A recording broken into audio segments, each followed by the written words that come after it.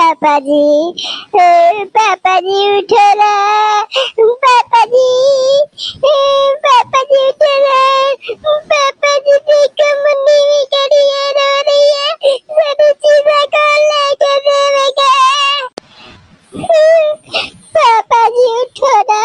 पापा जी देखो मुन्नी रो रही है, तेरी चुप कराओ ना। पापा जी उठो, देखो सही के देखो पापा जी।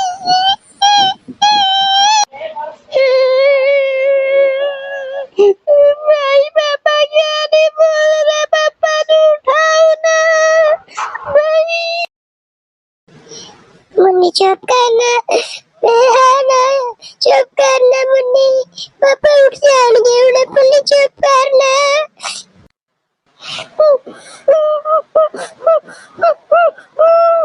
पापा जी पापा जी।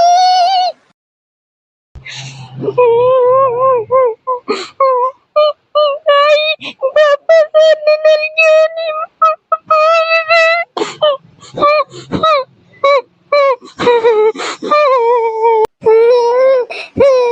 रुक जाओ, लेके जाओ मेरे पापा नु। रुक जाओ भाई, पापा ने किधर ले जाने ने भाई, किधर ले चले ने पापा नु। ਓਏ ਨਵਮੀ ਆ ਮੁੰਨੀ ਨੂੰ ਨਾਲ ਲੈ ਤੇ ਘਰ ਤੋਂ ਬਾਹਰ ਨਿਕਲ। ਤੁਹਾਡੇ ਵਾਸਤੇ ਅੱਜ ਤੋਂ ਬਾਅਦ ਘਰ ਦੇ ਦਰਵਾਜ਼ੇ ਬੰਦ ਹੋ ਗਏ ਨੇ। ਤੁਹਾਡਾ ਪਿਓ ਵੀ ਮਰ ਗਿਆ ਤੇ ਮਾਂ ਵੀ ਮਰ ਗਈ ਹੈ ਤੇ ਤੁਸੀਂ ਵੀ ਸਾਡੇ ਵਾਸਤੇ ਹੁਣ ਮਰ ਗਏ ਹੋ। ਇਸ ਘਰ ਤੋਂ ਨਿਕਲ ਜਾਓ ਤੁਸੀਂ, ਹੁਣ ਸਾਡੇ ਵਾਸਤੇ ਤੁਸੀਂ ਮਰ ਗਏ ਹੋ। ਨਿਕਲੋ ਸਾਡੇ ਘਰ ਤੋਂ ਬਾਹਰ, ਅਸੀਂ ਤੁਹਾਨੂੰ ਨਹੀਂ ਸਾਂਭ ਸੁਣ ਸਕਦੇ। ਮੈਂ ਤੇ ਕਹਿੰਦੀ ਇਹਨਾਂ ਨੂੰ ਤੁਸੀਂ ਕਿਤੇ ਲੈ ਜਾਓ, ਸ਼ਹਿਰ ਹੀ ਛੱਡ ਕੇ ਆਓ, ਲੈ ਜਾਓ ਇੱਥੋਂ। ਮੈਂ ਨਹੀਂ ਇਹਨਾਂ ਨੂੰ ਇੱਥੇ ਘਰ ਦੇ ਵਿੱਚ ਹੁਣ ਰਹਿਣ ਦੇਣਾ। दादा जी सानू घर तू ना कड्डो। दादा जी असी सारे घर दे तुहाडे काम भी करांगे। दादा जी असी घर किथे जावांगे बाहर?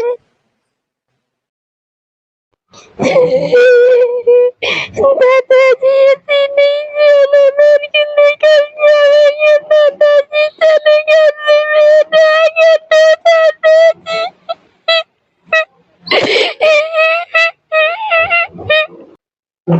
भाई ਆਪਾਂ ਨੂੰ ਦਾਦਾ ਅੱਬੂ ਨੇ ਘਰ ਤੋਂ ਕਿਉਂ ਬਾਹਰ ਕੱਢ ਦਿੱਤਾ भाई? चुप कर मुन्नी, मुन्नी चुप कर, ना रोना। उन्होंने अपन घर तो बाहर कड्ढे, अल्लाह पाक आपकी कोई मदद करेगा ना। चुप कर मुन्नी। ਨਵੀਂ ਪੁੱਤਰ ਕੀ ਹੋਇਆ? ਗਲੀ ਦੇ ਵਿੱਚ ਖੜੇ ਹੋ, ਛੋਟੀ ਰੋ ਰਹੀ ਹੈ ਤੇ ਘਰ ਤੁਸੀਂ ਕਿਉਂ ਨਹੀਂ ਜਾਂਦੇ ਹੋ? ਘਰ ਤੋਂ ਬਾਹਰ ਗਰਮੀ ਦੇ ਵਿੱਚ ਕਿਉਂ ਇਸ ਟਾਈਮ ਖੜੇ ਹੋ? चाचा बोला साडे दादा ने सानू घर तो बाहर कढ दिता, कहंदा तुहाडा अब्बा मर गया ते तुसी भी साडे वास्ते मर गए हो। सानू ना घर तो बाहर कढ दिता। बाबा जी ਅਸੀਂ ਹੁਣ ਕਿੱਥੇ ਜਾਵਾਂਗੇ? ਸਾਡੇ ਅੱਬਾ ਜੀ ਵੀ ਨਹੀਂ ਰਹੇ, ਰਾਮਾ ਵੀ